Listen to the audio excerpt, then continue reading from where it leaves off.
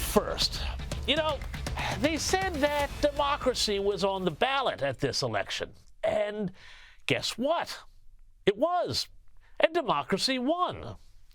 After the election of Donald J. Trump, far from tanks on the street in the wake of his landslide, which was the biggest Republican win in 36 years, Joe Biden and Donald Trump actually sat down at the White House for what looked like a very cordial meeting this week.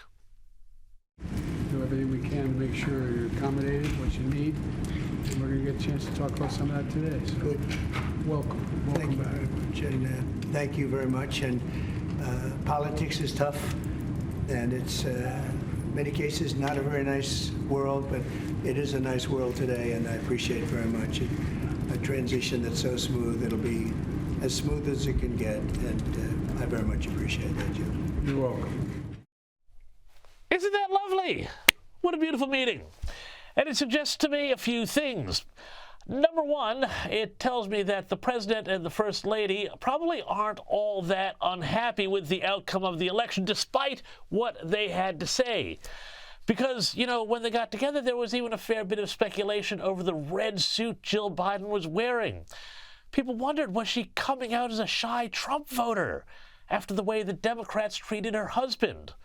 And this question was only bolstered by reports in the New York Times that Biden, far from being totally out of it, cannily endorsed Kamala Harris just 30 minutes after he was deposed as the candidate, leaving the Democrats with a dud candidate he knew couldn't win when the party elders wanted to run an open primary process. Well, so much for that, guys. But then, the second thing it tells me is this. Having been outfoxed by Joe Biden, the Democrat Party has a big, big problem. Politically, intellectually, spiritually, it's got nowhere to go. Why do I say that? Well, it's because during this past campaign, and in fact, during this Joe Biden administration, or maybe you'd call it the third term of the Obama administration, they surrendered themselves to hard left progressive ideas, ideas which probably cost them the election because they were so out of step with the rest of the country. But having staked them out, they now cannot walk them back. And I want to tell you a quick story here that I think illustrates just where the Democrats are. Now, in Massachusetts, you know Massachusetts, it's a very liberal Democrat, hard left progressive state. But there's a Democrat congressman there named Seth Moulton, and he made a big, big, big mistake in the past few days. He tried to talk to ordinary Americans and, I know, get this, meet them where they are on the whole alphabet soup of identity politics and gender identity. Speaking to the New York Times, he said something that I think, and I suspect you will think also, is completely reasonable. Here's what he said. He said, quote, Democrats spend way too much time trying not to offend anyone rather than being brutally honest about the challenges many Americans face. He went on and said, I have 2 little girls. I don't want them getting run over on a playing field by a male or formerly male athlete. But, he said, as a Democrat, I'm supposed to be afraid to say that. Well, the gap between where most Americans are on this, i.e. more or less in total agreement with Seth Moulton, and Moulton's Democrat colleagues tells you everything you need to know about their problem. And the backlash to what Moulton said was almost immediate. Massachusetts Democrat Governor Maura Healey accused him of playing politics with people. There's too much conflating of things right now. And, you know, what I see and what I saw in that comment was playing politics with people. We shouldn't do that. We shouldn't do that. We should have real conversations and not play politics with people, particularly young people and folks who are vulnerable. And plenty of others in his state party slammed him, and even Tufts University, a local big school around him, briefly suggested that students would not be able to take internships in his office. Happily, they walked that one back, but Moulton is not intimidated. He even went on Morning Joe on MSNBC to defend himself. When people like this in our party try to cancel me or whoever else, they're also talking down, they're canceling the views of a vast majority of Americans. And so how on earth are we going to win elections if that's our approach, that we just want to preach down to people and tell them that they're morally wrong if they don't meet some strict ideological purity test?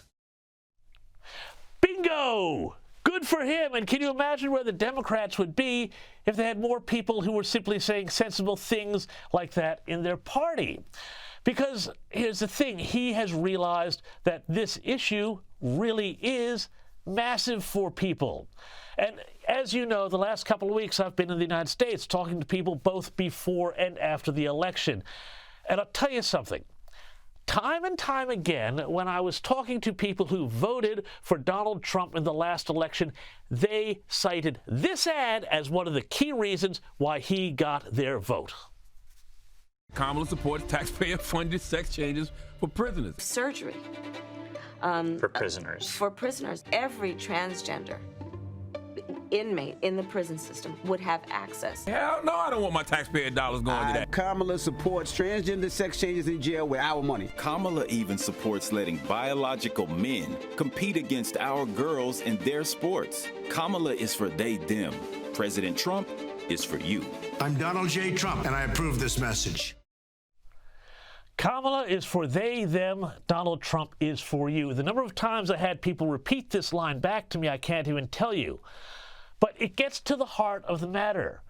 For the Democrats who have spent the past several years insisting that there are multiple genders, that men can have babies, that trans kids should have hormone treatments and life-altering surgery before they turn 18, and if they don't get them, then somehow it is erasing their identity, if not literal genocide? Well, I mean, you can see the problem for the Democrats. Once you stake out that position, it's pretty hard to walk back. How do you walk back from that? And it was interesting, though, how in the last days of the campaign, the Democrats did try to somehow walk away from some of that stuff. They tried to cosplay as normal folks, the camo hats, that awful ad with the men who claimed that they were not too afraid to vote for Kamala Harris for president. You remember that one? It was horrendous, and of course, it was disingenuous. It didn't work, and it won't work because people know where the Democrats' real beliefs really lie, and they are not with mainstream America. So, where to then for the Democrats? Well, I tell you what, it could be a very long time for them in the wilderness.